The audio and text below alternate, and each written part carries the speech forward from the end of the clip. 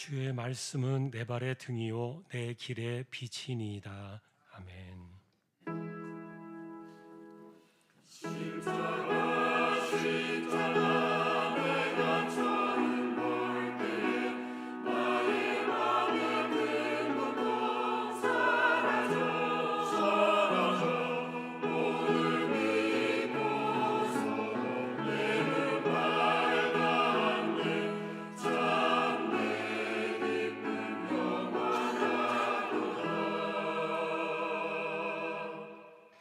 하나님 아버지 감사합니다. 독생자를 보내주셔서 고난의 십자가를 지게 하시고 오늘 새벽 부활의 날로 우리에게 주신 것을 감사합니다. 구원의 은혜를 기억하며 또 부활의 신앙으로 하나님의 백성답게 이 땅을 살아가기를 소망하며 오늘도 예배 앞에 나온 저희 모두에게 은혜를 더하여 주옵소서. 영광을 받으시옵소서. 존귀하신 예수 그리스도의 이름으로 기도하옵나이다. 아멘.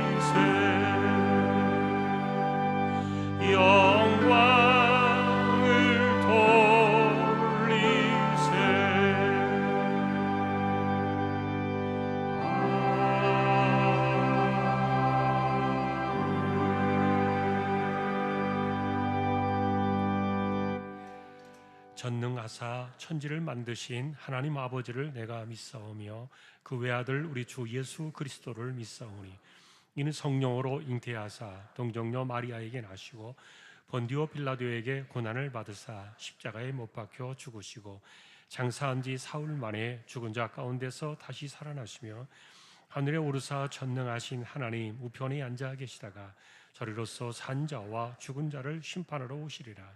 성령을 믿사오며 거룩한 공예와 성도가 서로 교통하는 것과 죄를 사하여 주시는 것과 몸이 다시 사는 것과 영원히 사는 것을 믿사옵나이다.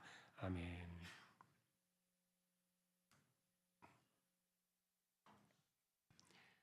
하나님께서 그를 사망의 고통에서 풀어 살리셨으니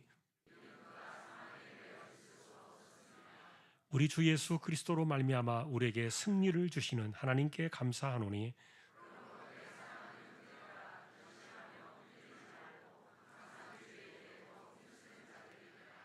이 말을 할 때 예수께서 친히 그들 가운데 서서 이르시되 너희에게 평강이 있을지어다 하시니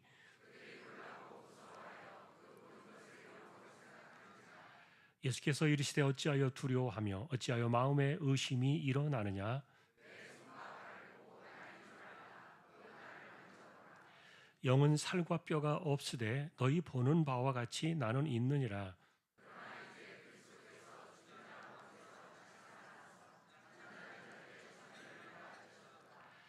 예수께서 이르시되 나는 부활이요 생명이니 나를 믿는 자는 죽어도 살겠고 무릇 살아서 나를 믿는 자는 영원히 죽지 아니하리니 이것을 네가 믿느냐.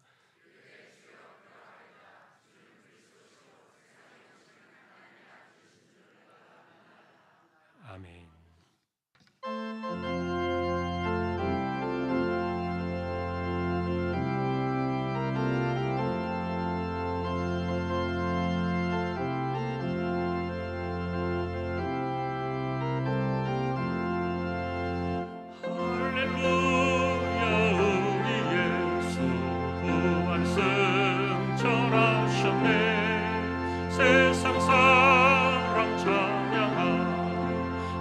사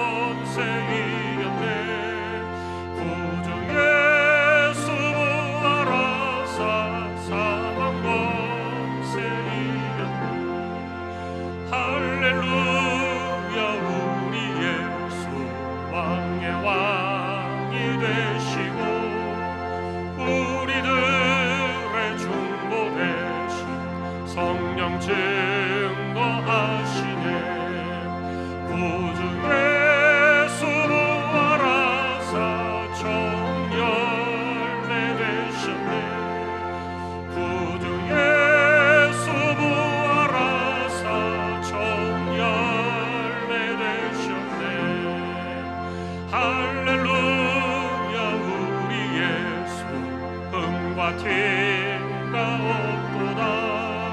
무덤 속에 있는 죄 주가 일으키시네. 구주 예수 부활하사 영광 주로 오시네. 구주 예수 부활하사 영광 주로 오시네.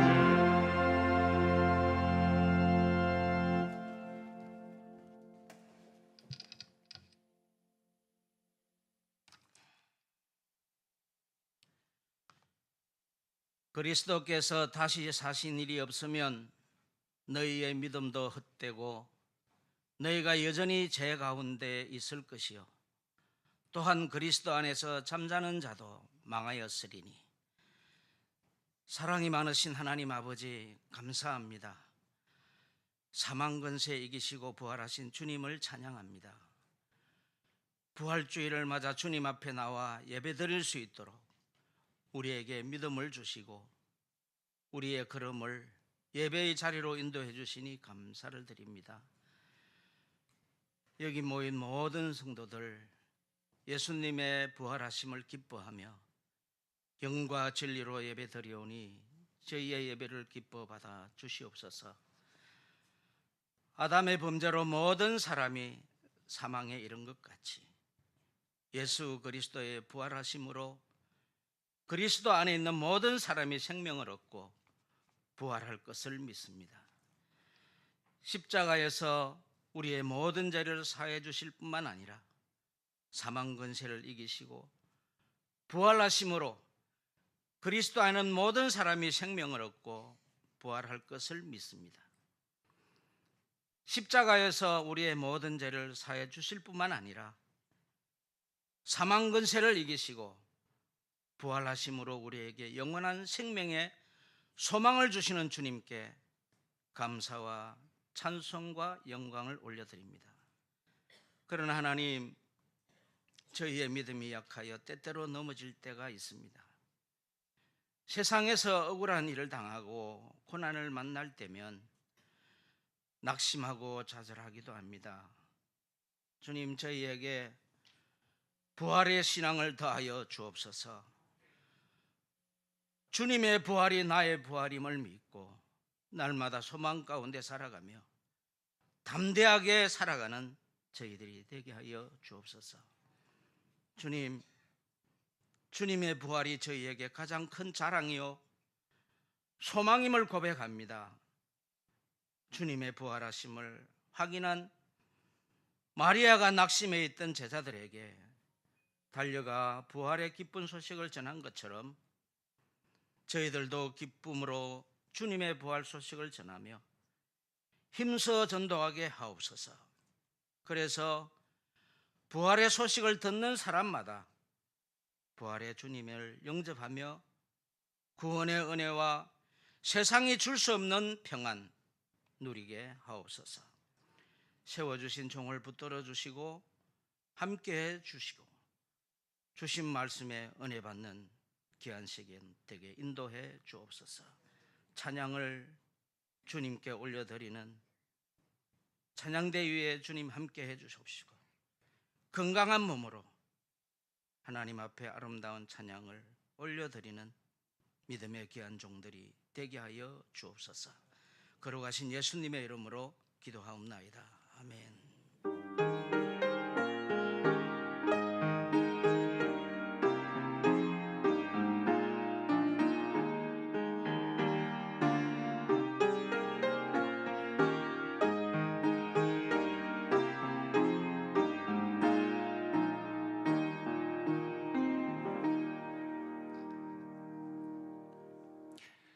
오늘 말씀은 누가복음 17장이 되겠습니다. 20절, 21절 두 절만 합독을 하겠습니다.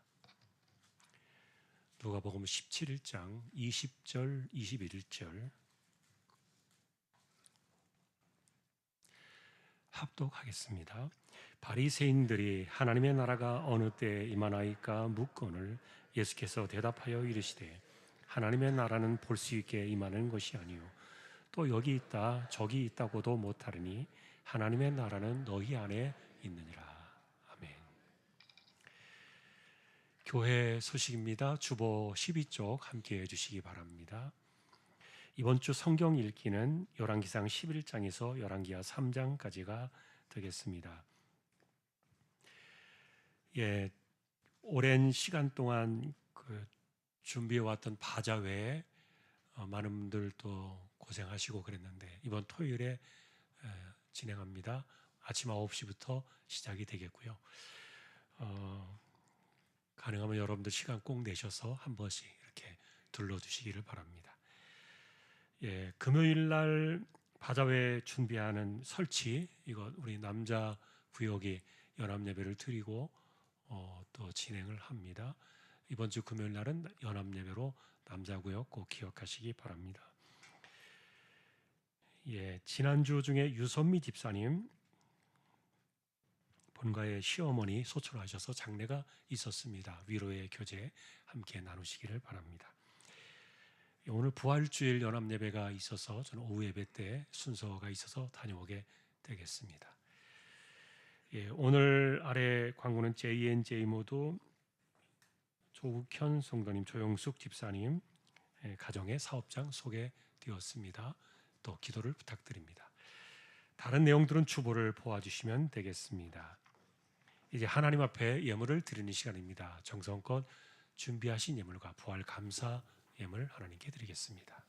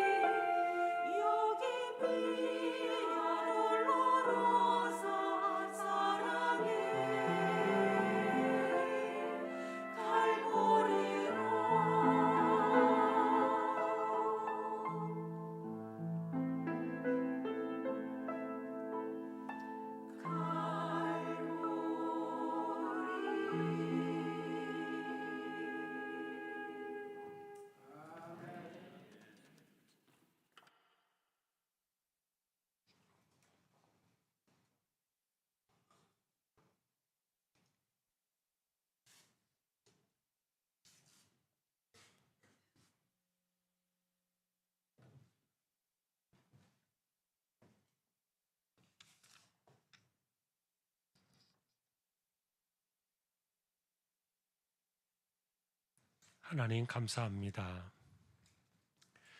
주께서 가신 길 비아 돌로로사 고난의 그 길을 기억하며 감사의 마음으로 찬양을 올렸습니다. 평생을 감사하며 살아가는 저희 모두 되게 하여 주옵소서. 믿음으로 하나님의 것을 구별하여 드립니다. 주일원금 10의 1조입니다. 목적을 따라 선교, 구제, 장학, 차량 보이지 않는 가운데 드려지는 낙헌 예물, 또 부활절 감사 예물 하나님께 드립니다. 또 여기에 감사 예물이 있습니다. 하나님의 은혜로 잘 해결되게 하셔서 감사드립니다. 범사에 감사드립니다. 주님, 남편을 구원해 주시고 육체 아픔의 고통을 덜어주십시오. 주님, 범사에 감사드립니다. 결혼 33주년 감사드립니다. 건강하게 5주간의 훈련을 수료하게 하심에 감사하며 남은 군생활도 동행해 주실 것을 믿고 기도합니다. 부활의 주님을 찬양합니다. 삶 가운데 늘 건강 주시며 지혜롭고 복된 자녀들로 자라게 하옵소서. 가족 건강 늘 지키시고 복된 길로 인도하옵소서. 손녀딸 수인이 생각했던 것보다 훨씬 좋은 것으로 취업하게 됨을 감사하며 하나님 일하시고 역사하심을 신뢰하는 믿음이 되게 하옵소서. 큰아들 생일 감사합니다. 안전과 건강 지켜주시고 주일 성수할 수 있도록 마음을 주장하여 주옵소서. 순간마다 지켜주시고 보호해 주시는 하나님 은혜 감사합니다. 영과 육이 더 건강한 삶을 살게 하여 주옵소서. 가족 건강 지켜주심에 감사하며 딸의 수고를 아시고 춘계 연주회로 함께해 주심에 감사합니다. 한 주간도 지켜주신 하나님 감사합니다. 사랑하는 주님, 은혜 가운데 신방일이 예배드리게 하심을 감사드립니다. 성령의 열매 맺는 딸이 되게 하옵소서. 할렐루야. 범사에 감사하며 감사 넘치는 귀한 가정으로 인도해 주시고 한마음으로 주님을 섬겨 자녀들의 기업 번창하여 앞길의 시온의 대로 활짝 열리도록 역사하여 주옵소서. 가정 신방 감사드립니다. 구역의 모든 식구들 영역이 강건하고 말씀이 삶이 되는 모두 되게 하옵소서. 여호와 라파의 주님을 찬송합니다. 간절한 마음으로 구하오니 심히 깊은 병중에 있는 중앙의 성도들을 주님이 아십니다. 그들을 불쌍히 여겨주시고 속히 치유하여 함께 영광의 예배를 드리게 하여 주시기를 주님께 영광을 올려드립니다. 주의를 지킬 수 있음에 범사에 감사드립니다. 한 주간 더 주의 말씀이 내 삶이 되게 하옵소서. 오늘도 우리의 손길입니다. 믿음으로 하나님의 것을 이렇게 구별하여 드리며 이것이 우리의 신앙의 고백이고 또 하나님의 은혜로 살고 있는 주님의 자녀들임을 하나님께 드리는 이 중심을 통하여 하나님께서 살펴주시고 이 땅을 살아가는 우리 하나님의 백성들, 하나님만 신실하게 의지하고 기도의 무릎으로 이마에 땀 흘려 가며 열심히 살아가고 그 삶의 현장에 하나님께서 부족함이 없이 살아가도록 은혜 위에 은혜를 더하여 주옵소서. 부활의 주님으로 찾아오신 우리 주님께 영광을 돌려오며 존귀하신 예수님의 이름으로 감사하며 기도 올리옵나이다. 아멘.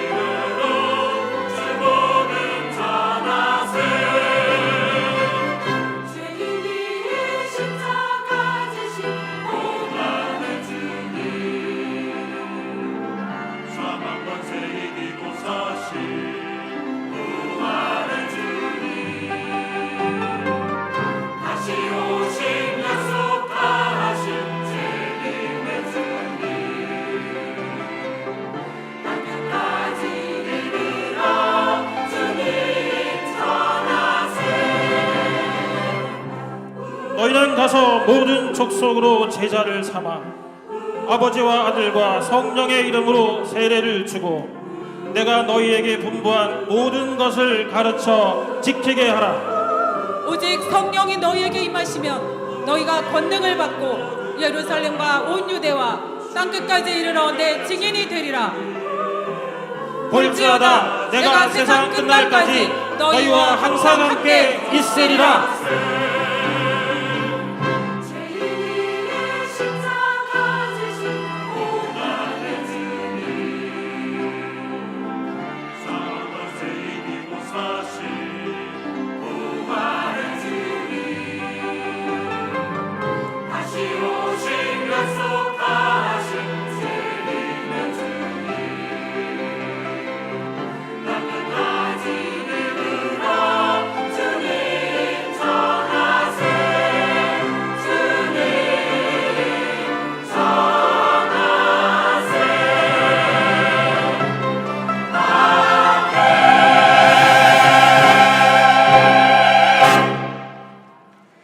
할렐루야.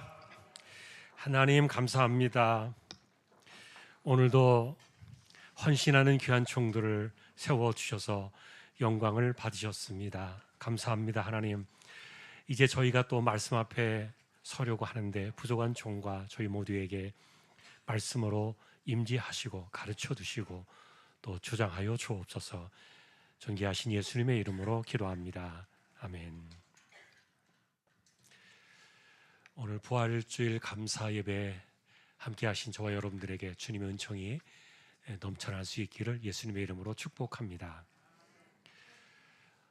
고난주간 저희가 지난주에 한 주 동안을 새벽을 지키며 그 시간을 따라갔는데 사실 엄청난 시간이었죠. 우리의 시간이 그렇다는 것이 아니라 주님의 시간이, 그리고 또 아들을 그렇게 고난의 길로 내놓으셔야 했던 그 아버지의 그 길, 정말 말로 다 할 수 없는 엄청난 시간들이었습니다. 그런 고난의 시간을 지나서 그 사망 권세를 이기시고 부활의 주로 우리에게 오신 그 주님을 생각하면서 오늘 우리가 이제 말씀을 좀 정리해 보려고 하는데, 오늘은 이제 그래서 아주 단순하게 우리가 생각하는 복음, 그리고 지금 우리가 세상을 이야기하고 있으니까 우리가 살아가는 이 하나님의 나라의 세상, 아들의 세상, 그건 도대체 뭐냐? 이것을 좀 더 아주 단순하고 간단하게 좀 찾아보면 좋겠다 오늘 생각이 들어서 오늘 말씀을 가져오게 되었습니다. 부활의 영광과 그리고 부활에 대한 감사, 그리고 부활의 소식을 전하는 전도의 사명, 이런 것들은 우리가 함께 나누지는 않겠습니다만 여러분의 꼭 믿음으로 한 번 더 확인해 주시기를 부탁을 드립니다. 지금 십자가와 부활로 가져오신 하나님의 나라, 자, 그 나라에 대해서 우리가 오늘 만나려고 하는데, 이 나라를 특징 지으면서 예수님께서 주신 두 개의 사건이 있습니다. 그건 우리가 지난번까지 보셨던 첫 번째 사건이 성찬이었고요. 이거는 공관복음서가 강조했던 내용입니다. 그분의 살과 피를 먹는, 이것은 영원한 죄 사함을 상징하는 십자가의 사건이었죠. 그런데 이것을 중요한 것은 먹으라 그랬습니다.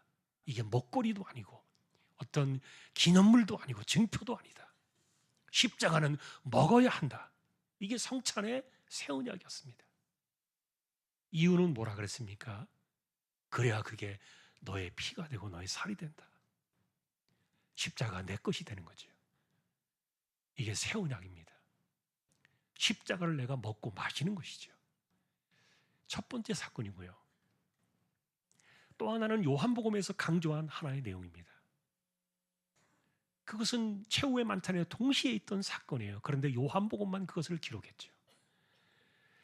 발을 닦아주셨습니다. 그리고 그것은 우리도 그렇게 해야 한다는 것을 본으로 보여주기 위해서 그렇게 하셨다 말씀하시면서 그 발 닦아주신 사건을 예수님은 새 계명이라는 하나의 카드로 우리에게 내놓으셨습니다. 그게 뭡니까? 서로 사랑하라.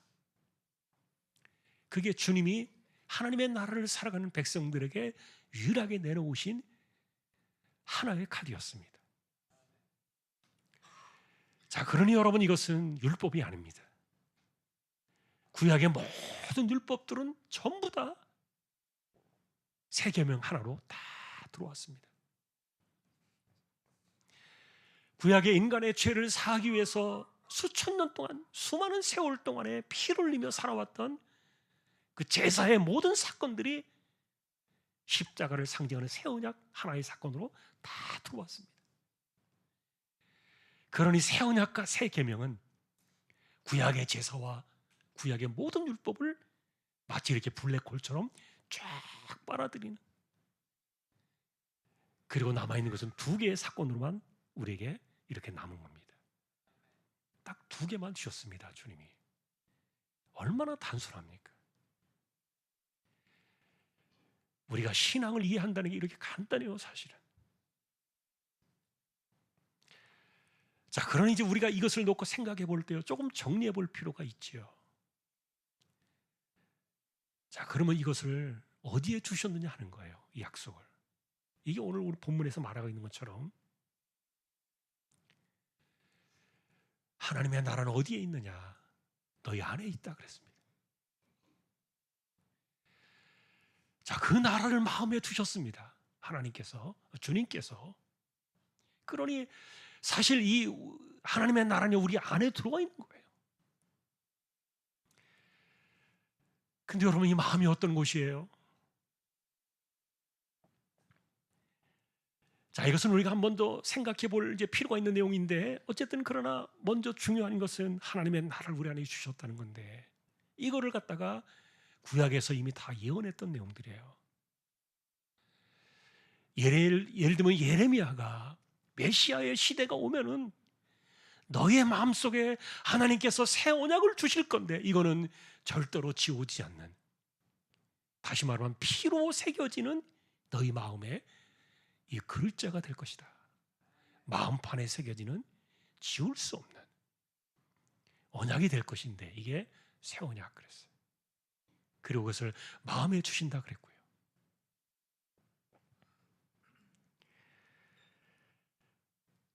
자, 근데 우리가 이것을 생각해 볼 때요, 이렇게 하나님께서 우리 마음속에 지워지지 않는 하나님의 뜻을 새겨두시는 새 언약을 주시는데, 그런데 예수님께서 비슷한 이야기를 하셨어요.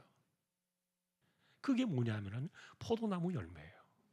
우리가 요한복음 15장에서 많이 만났잖아요. 내가 나무야, 너희는 가지야. 나무에 붙어 있어야 너희가 산다. 내게서 떨어지면 아무것도 아니다. 이 비유를 주셨는데, 그런데 문제는 우리가 붙어 있기만 하면 되는 게 아니에요. 가지가 붙어 있는 목적이 뭘까요? 열매였던 겁니다. 그래서 그 열매를 내야 아버지가 영광을 받으시고 너희가 내게 붙어 있다는 것을 증명하는 그 이야기를 주셨는데요. 그래서 여러분 생각해 보세요. 열매가 도대체 뭡니까?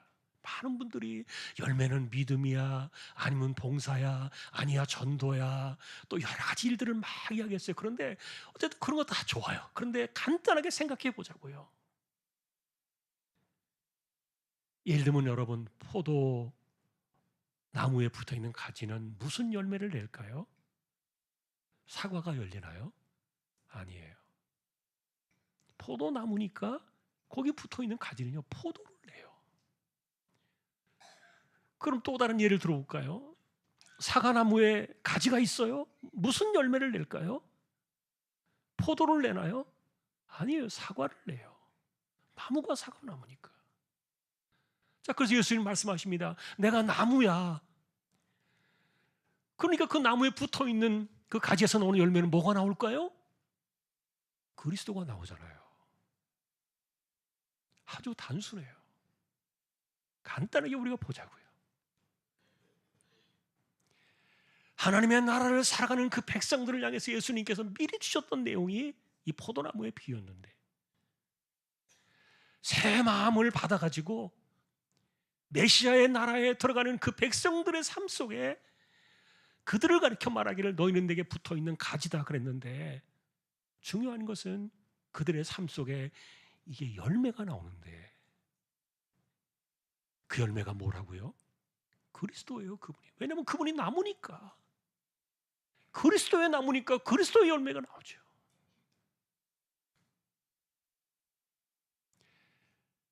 자, 이것을 주님께서는요, 아까 말씀드렸던 세계명이라는 개념으로 마지막 최후의 만찬 그날에 한 번 더 확증을 해주셨어요. 자, 그러다 보니까 여러분, 우리의 이 마음은요, 영적인 전쟁터예요.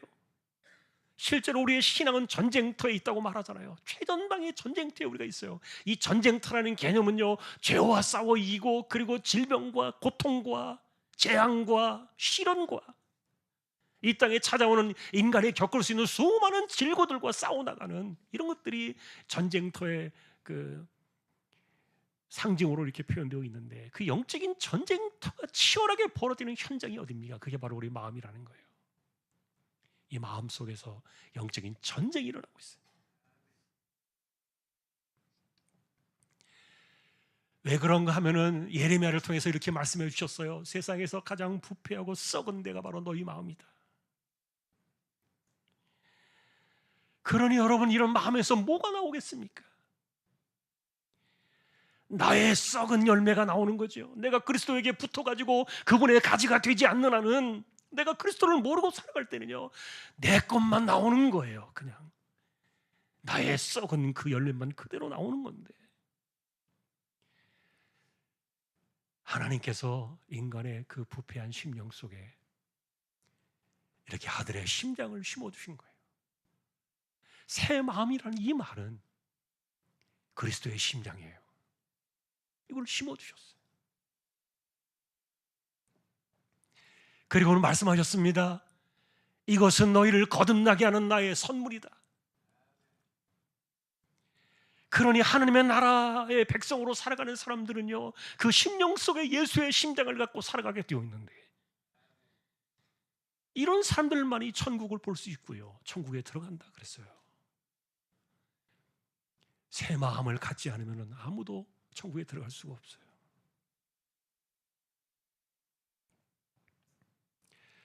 자, 이런 일들이 언제 일어났느냐? 오늘 새벽에 부활과 함께 이 사건이 시작이 된 거예요. 그리고 성령께서 오순절 이후에 교회에 이렇게 물밀듯이 쏟아져 들어올 때, 성령께서 각 사람 위에 임하게 될 때, 그때부터 예수의 심장, 새로운 마음이 약속된 새 언약의 사건들이 우리 안으로 들어오기 시작한 거예요. 이게 부활 사건 이후에 시작되어진 사건이에요. 그래서 여러분, 새 언약의 그 사건은 십자가라고 그랬습니다. 새 언약 성찬의 떡과 잔을 먹고 마시는 것은요, 주님께서 십자가를 우리에게 말해주시는 새 언약의 상징 사건. 그래서 우리는 십자가를 먹고 마시는 거예요. 그분을 먹는 것은 우리의 죄값을 대신하는 그 십자가를 먹는 거예요. 그분의 피를 마시는 것은 우리의 목숨값을 내시는 흘리신 그분의 피가 쏟아진 십자가의 그 피를 마시는 거예요. 새 언약이에요. 이 새 언약과 그리고 동시에 성령을 우리 안에 부어두시면서 성령께서 우리를 거듭난 심령으로 살게 하시는데, 그러다 보니까 우리 안에서 영적인 전쟁이 일어났어요.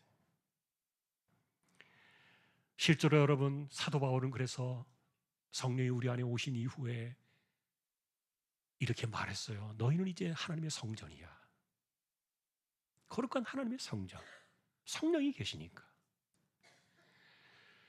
그러니 하나님의 영이 계시고 하나님의 거룩한 성전이 있는데, 우리가 그분 안에 붙어 있어서, 그리스도 안에 붙어서 그분의 심장을 가지고, 예수의 심장을 가지고 살아가는데 열매가 도대체 뭐가 나오느냐? 이게 굉장히 중요하지 않겠습니까?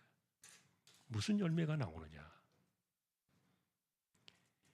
이게 나의 모습이냐, 예수의 모습이냐? 굉장히 중요한 부분이 되겠죠. 사실 성령께서 그래서 우리 안에 들어오신 이유는 우리의 죄성을 묶어두기 위해서 오셨어요. 우리의 힘으로는 절대로 이 하나님이 바라시는 열매를 낼 수가 없기 때문에 인간의 죄성을 묶어두고 인간의 욕망과 그리고 부패한 이런 심령들을 묶어두고 하나님의 은혜의 열매를 맺도록 하기 위해서 성령이 오셨는데, 이것이 여러분 바깥에 일어나는 것이 아니라 우리 마음속에서 일어나는 일들이에요. 부활의 이 거룩한 하나님 나라의 사건은 우리의 심령 속에서 일어나고 있다. 자, 그래서 오늘 이 말씀을 우리가 생각해 보면 아주 단순하게 생각하자고요. 그리스도인은 뭐냐? 성찬의 떡을 먹고 마실 수 있는 새 언약의 사람이다. 그러면 그리스도인으로 살아간다는 것은 뭐냐? 그분에게 붙어서 그분의 열매를 내는 것이다. 이게 뭐라 그랬습니까? 새 계명인데 예수님께서 말씀하신 대로 서로 사랑하라. 그게 전부라니까요. 율법 이야기할 필요 없어요. 하나님의 아들이 이 땅에 오셔가지고 그 많은 엄격한, 아무도 지켜내지 못한 율법을 온몸으로 다 지키셨잖아요. 그럼 우리에게 한 가지만 딱 내놓으신 거예요. 서로 사랑하라. 기가 막힌 거 아닙니까? 이것도 하고 저것도 하고 우리에게 많은 것들을 남겨놓았다면 여전히 실패하는 사람들이 많을 거예요. 주님은 딱 하나만 내놓으셨어요. 자, 그래서 우리가 이제 이렇게 살아가는 실제적인 삶은 뭘까? 실천적인 부분들을 조금 생각해 봤는데, 우리로 하여금 새 마음을 가지고 예수의 심장을 가지고 이 땅에서 주신 새 계명을 지키며 살아가는 사람들은 어떤 사람들인가? 첫째는요, 하나님께서 그들을 내버려 두지 아니하시고 광야에서 애굽에서 출애굽한 후에 제일 먼저 그들을 이끌어갔던 것이 뭡니까? 구름 기둥이었어요. 광야 40년 동안에 한 번도 구름 기둥이 없어진 적이 없어요. 여러분, 구름 기둥이 가면은 가고 구름 기둥이 멈추면 멈추고, 구름 기둥은 그들의 인도자였고 그들의 보호자였고 그들을 책임지는 그런 상징이었는데, 저는 신약 시대의 이 구름 기둥이 뭐냐? 광야의 백성들의 그 구름 기둥을 생각하면서요, 이 구름 기둥이요, 성령의 인도하심이라고 생각해요. 아, 구름 기둥은 성령이었구나. 상징적인 것이죠. 그리고 또 여러분, 이 구름 기둥은 뭡니까? 말씀이었구나, 이렇게 생각할 수 있는데, 예를 들어 우리가 올해 표가 시편 119편 105절이에요. 주의 말씀은 내 발의 등이요 내 길의 빛이니이다. 이게 뭘까요? 구름 기둥이에요. 아, 말씀이 내 발의 등이고 빛이란 말은 구름 기둥이구나. 이렇게 살아야 돼요. 이게 하나님 나라의 백성들의 실천적인 모습이에요. 자, 그러니 문제는 우리가 이런 삶을 살아가면서 사실은 제일 어려운 것 중에 하나가 뭐냐면은, 광야의 백성들이 그랬던 것처럼 자꾸만 애굽으로 돌아가려는 생각들. 애굽으로 돌아간다는 말이 무슨 뜻일까요? 이게요, 우리가 빼내신 세상으로 다시 가겠다는 거 아닙니까? 그런데 그 세상으로부터 우리를 빼내실 때 하나님이 어떤 대가로 우리를 빼내셨나요? 아들의 핏값으로 빼내셨다니까요. 그런데 내가 다시 그 세상으로 돌아가겠다는 것은 뭘 의미합니까? 성찬의 떡과 잔을 토하는 거예요. 유다처럼 말입니다. 지난주 우리가 보셨던 것처럼 예수님께서는 마지막 시간까지 가룟 유다 배신자인 줄 알면서도 그가 성찬의 떡과 잔에 참여하도록 내버려 두셨는데, 밤새도록 회개하고 고민할 생각은 하지 않고 유다는 그 밤에 성찬의 떡과 잔을 다 토해버리고 새벽이 되었을 때 배신자로 왔잖아요. 그 인생 어떻게 됐습니까? 실제로 여러분, 그래서 우리가 구름 기둥의 삶을 살아야 되는 굉장히 중요한, 우리가 이 시대적인 그런 사명을 가지고서 우리가 믿음으로 살아가는데, 그런데 이것을 방해하는 가장 위험한 요소 중에 하나가 돌아가려고 하는 거예요. 나의 옛날의 생활로, 나의 옛 모습으로 돌아가려고 자꾸 하는 거예요. 그게 뭐라고요? 성찬의 떡과 잔을 토하는 것이라는 거예요. 직설적으로 우리가 이렇게 간단하게, 단순하게 우리가 표현해 보자고요.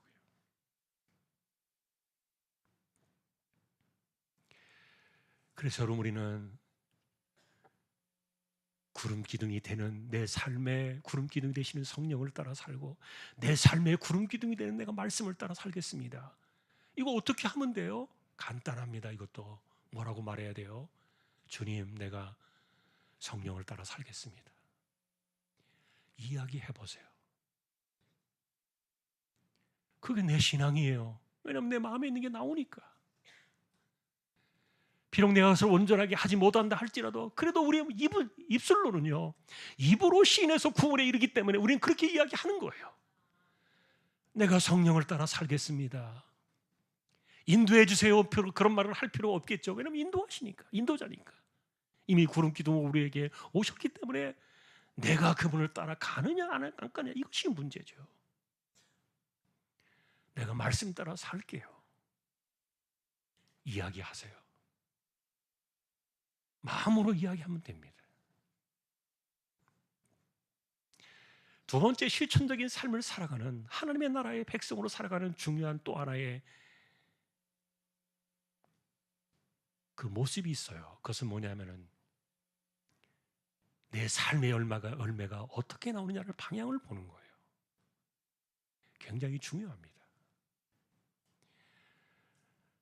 사도 요한은 이 부분에 대해서 이렇게 이야기를 했어요. 우리에게 지금 남겨진 것은 하나의 계명밖에 없다 그랬는데, 서로 사랑하는 이 계명을 내가 혹시 삶에서 열매로 내지 못한다면 어떻게 될까요? 라고 물었더니 요한 사도는 단호하게 말합니다. 그 사람은 하나님을 아는 사람이 아니야. 주님께서 주신 그 사랑의 열매를 맺지 않는 사람이, 하나님께서 사랑이신데 어떻게 그가 하나님을 안다고 말할 수 있느냐? 그런 예수 믿는 사람이 아니야. 요한 사도는요, 단호하게 말했어요. 그러니 내 삶의 방향이 지금 어디로 가고 있는가를 늘 봐야 돼요. 아까도 말했던 것처럼 내 것이 열매로 나오고 있지는 않는지, 내 성질이 튀어나오고, 내 습성이 튀어나오고, 내 욕심이 튀어나오고, 내 이심과 시기심과 질투와 원망과 분노와 이런 것들이 막 튀어나오면 이게 무슨 열매가 되겠냐고요. 자, 중요한 것은 우리가, 하나님, 내가 약해요, 부족해요, 인간이라서 그래요, 이렇게 핑계댈 수 있을지 모르겠지만, 그게 계속 반복이 되어지면요, 이 사람은 어디로 갑니까? 결국은 성찬을 먹고 토하는 거예요. 갈 데가 없어요. 방향이 중요합니다. 내 삶이 어떤 방향으로 가고 있는가, 이것을 바라보는 것이 부활 이후의 세상을 살아가는 우리의 실천적인 모습이에요. 마지막으로 그래서 이렇게 한번 비교를 해봤어요. 세 번째로, 내 마음의 습성들이 남아 있습니다. 영적인 전쟁이 우리 안에서 계속 벌어지고 있고, 우리는 선택해야 돼요. 그런데 내 것을 가지고 자꾸만 내가 나오려고 하는 이것이 자기중심적인 마음 아닙니까? 다른 사람 다 필요 없어. 자꾸만 내 것을 내놓고 내 것만, 나만 나오려고 하는. 그래서 여러분, 사도 바울은 이렇게 말합니다. 아무 일에든지 다툼이나 허용으로 하지 말고 겸손한 마음으로, 다른 사람이 나보다 더 높다, 그렇게 생각하라 그랬어요.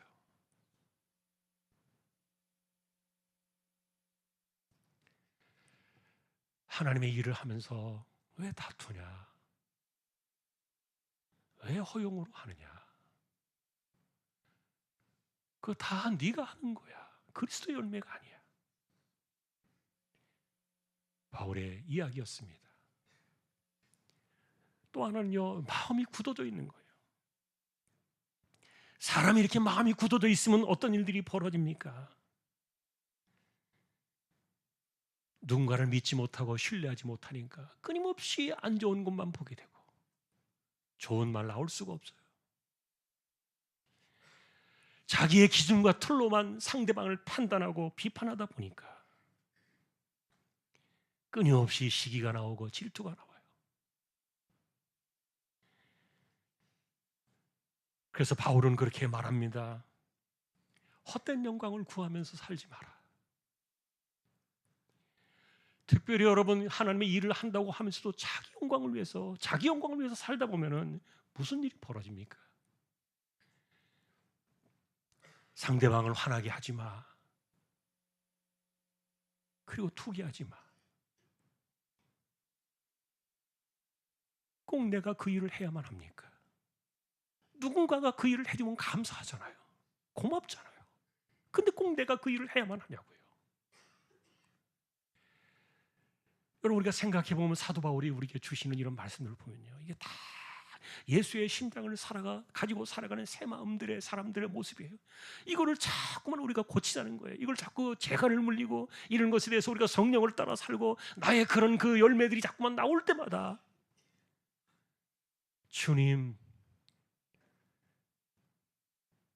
내가 잘못했습니다. 나를 좀 성령께서 붙들어 주십시오. 나 성령을 따라 살겠습니다. 살고 싶어요. 방향입니다. 그러니 용서할 수 없는 그런 마음에 가득 차 있는 이런 그 분노에 차 있는 이런 마음들을 극복하라는 거예요. 바울은 그래서 우리에게 용서를 이야기하면서요, 주님이 너를 용서한 것처럼 그렇게 해야 된다. 이거는 비유에서도 나와 있어요. 자, 아침에도 제가 일부에도 그 말씀을 드렸는데, 내 눈에 흙이 들어가도 난 절대로 용서 못해. 이 말은요, 지옥 가요. 기억하셔야 돼요. 지옥 간다니까요, 그 말하면. 주님이 우리를 용서하신 것처럼 용서의 마음을 극복해야 되는데 끊임없이 이런 아픔들이 자꾸만 생겨나니까. 그리고 또 하나 기억해야 될 것이, 새 마음을 가지고 이겨야 될 것 중에 하나가 두려움에 대한 극복이에요. 혹시라도 내가 넘어지진 않을까, 실패하진 않을까, 혹시 다른 사람이 나를 따돌리진 않을까, 나를 혹시 또 나에게 내가 상처받지는 않을까, 나를 거절하지는 않을까, 내가 또 그런 여러 가지 마음들 때문에 내가 움츠려들고 아무것도 하지 못하고 두려워하는 이런 마음들을 가지면 이것도 새 마음은 아니에요. 자, 사실은 우리가 성경적으로 살펴볼 때 신약에서 이렇게 성경이 우리에게 말해주는 그런 내용들은요, 전부 우리에게 옛 마음을 지워버리고 예수의 심장을 가지고 찾아가는 그 삶을 주목하게 해줘요. 그리고 버리면 안 됩니다. 말씀을 읽을 때 눈 감고 읽는 것처럼 그렇게 읽으면 안 돼요. 말씀을 들을 때 아무것도 들리지 않는 것처럼 마치 귀에다가 뭘 꽂아놓고 아무 소리도 들지 않는 것처럼 그렇게 해서 우리가 살면 안 되잖아요. 여러분이 성경을 보시면요, 모든 신약의 말씀들이 거기에 집중되어 있어요. 아들의 핏값으로 우리에게 주신 예수의 심장, 새 마음, 그게 뭔가를 계속 가르치고 있는 거예요. 신약은 딱 두 가지예요. 단순하게. 자, 여러분, 이것이 지금 부활과 함께 우리 안에 시작되었다. 오늘 우리가 그것을 말씀을 드렸어요. 그러니까 실제로 이 부활의 신앙으로 산다는 것, 부활이라는 그 말은 마라나타 주여 오시옵소서, 그 훗날 우리가 가게 될 그 영원한 나라, 그것만 바라보는 것이 부활 신앙만은 아니에요. 그리고 어떤 사람들은 뭐 부활의 정신으로 살자 그러는데, 이것은요, 부활은요 정신의 문제가 아니에요. 실제로 우리 안에 들어오신 그리스도와 함께 살아내는 실천적인 이 땅의 삶의 모습이지, 이게 부활신앙인데, 중요한 것은 내가 그분에게 붙어있지 않으면 천국 못 간다는 겁니다. 이건 내가 붙어 있으려고 해서 붙어 있나요? 아닙니다. 내가 예수는 구주로 고백하고 영접하고 그 다음에 성령이 우리 안에 오셨으니까 우리가 자동으로 붙는 건데, 그 다음에 문제는 뭐라 그랬습니까? 내가 여전히 붙어 있으면서도, 그리스도 안에 있으면서도 옛사람의 그것을 가지고 자꾸만 내가 열매를 내려고 하지는 않는가? 이게 우리가 영적인 전쟁터에서 나 자신을 살펴야 되는 중요한 과제인 거예요. 그리스도 그분이 나무시라니까요. 그럼 무슨 열매를 내요? 그리스도를 내는 거예요. 자, 그래서 부활신앙은 뭐냐? 새 마음으로 사는 세상이다. 부활의 주로 우리에게 돌아오신 예수의 심장을 가지고 하나님께서 아들의 핏값으로 사람들을 빼내셔서 이렇게 그 나라의 백성으로 살게 하시는데, 이 사람들을요 여전히 자기 열매를 맺고 인간의 열매를 맺고 그런 썩어서 냄새나는 그런 부패한 열매를 맺는 사람들을 고스란히 그 사람들을 데리고 가실까요? 아닙니다.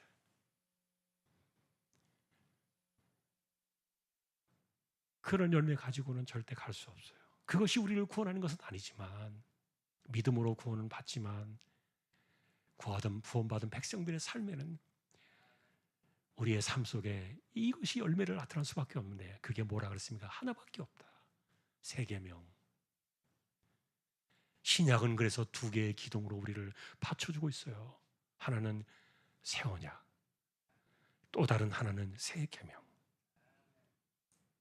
이게 오늘 십자가와 부활을 완성해 주는, 십자가와 부활을 이렇게 맞대어 주는,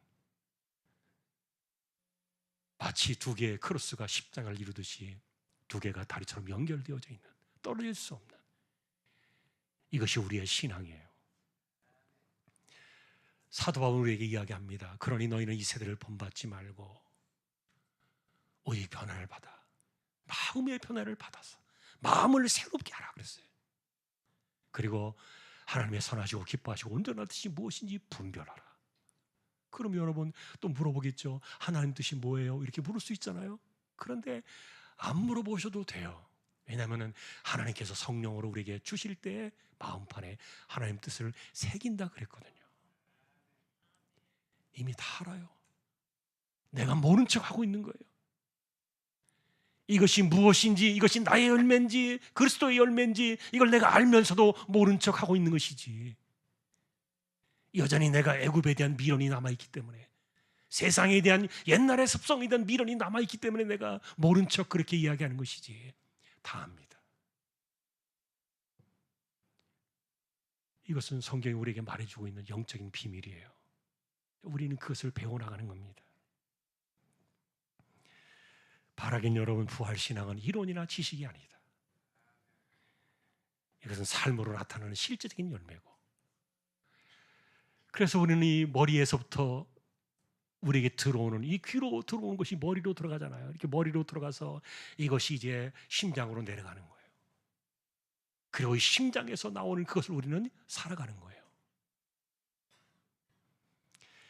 그런데 대부분의 사람들은 그렇게 살지 않고 예수의 심장을 거쳐서 이렇게 말이나 행실이 나와야 되는데, 그러지 않고 이 머릿속에 든 게요 그냥 입으로 바로 나와버려요.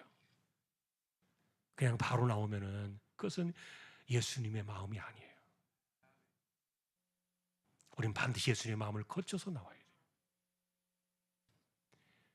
이것이 성령의 인도하심을 따라 살아가는 우리 시대의 마지막 구름기둥의 삶인데, 주여 내게 구름기둥으로 주신 성령을 따라 살고 말씀을 따라 살겠습니다.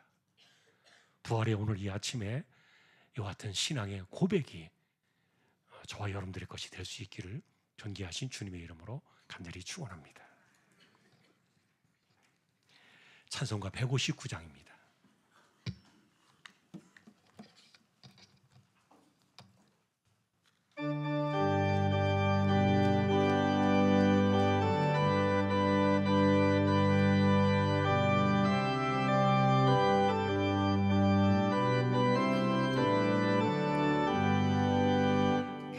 찬송하세 주님 부활했네, 그 무덤에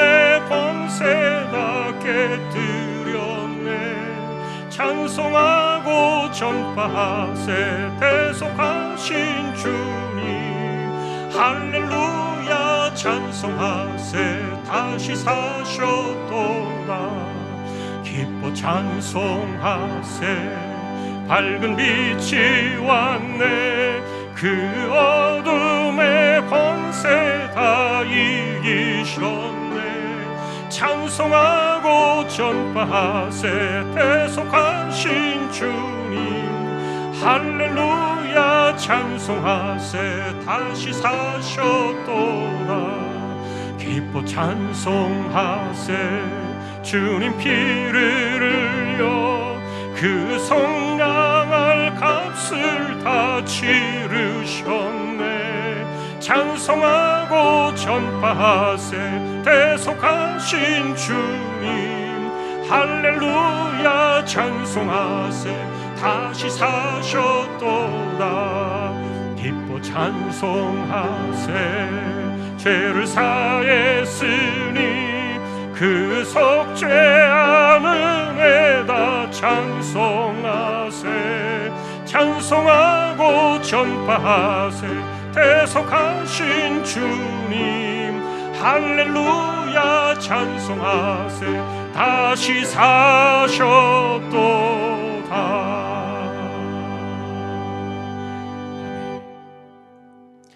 오늘도 우리가 주여 외치고 기도를 드릴 때 앉아서 기도하십시오. 앉아서 기도는 앉아서 하겠습니다. 기도하실 때 여러분, 주여 나로 하여금 부활 신앙을 살게 해주십시오.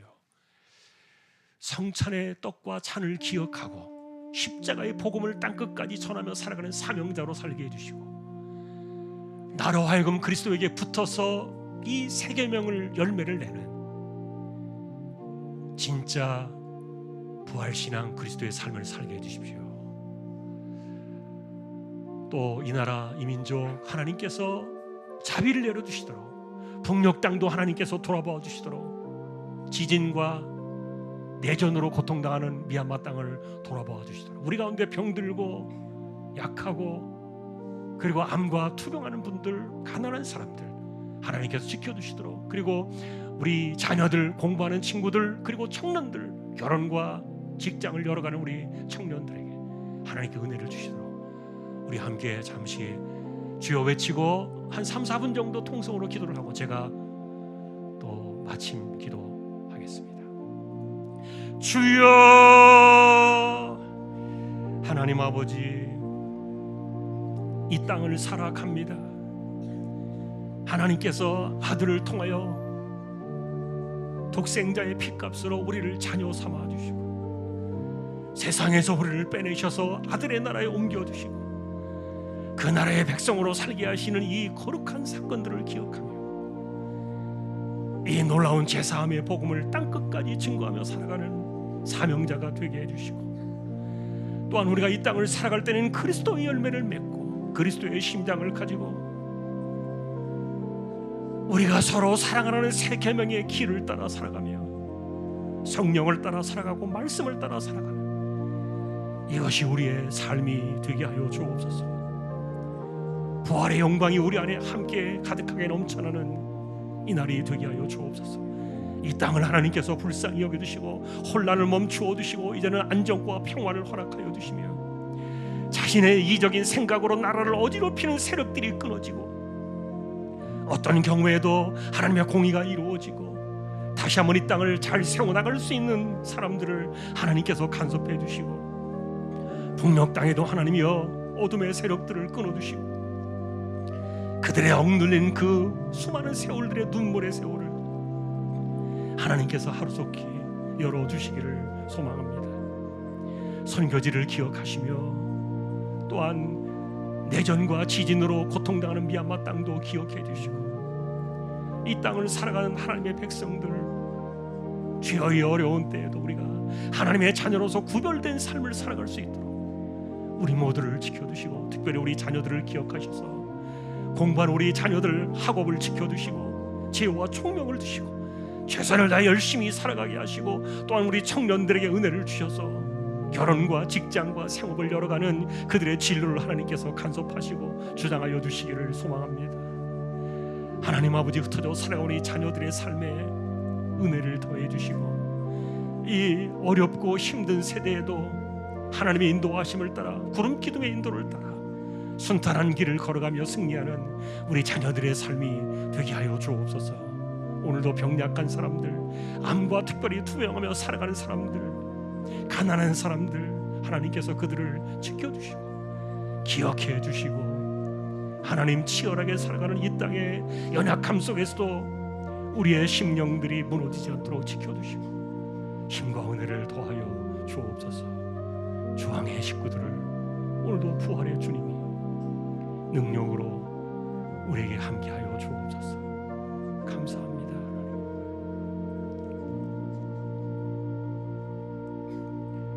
하나님. 일어나셔서 제가 축도로 예배를 마치겠습니다.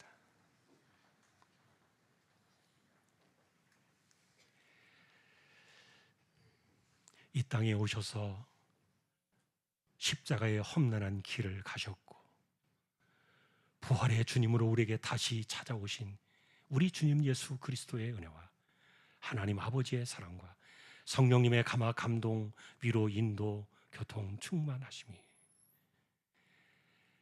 진정한 부활 신앙으로 살아가는 것이 무엇인가를 깨닫고 그리스도의 열매를 내며 십자가를 먹고 마시며 이 놀라운 복음을 증거하며 믿음의 사람으로 승리하기를 원하는 우리 모든 심령들 주왕의 가족들 위해 이제로부터 영원까지 함께 있을지어다. 아멘.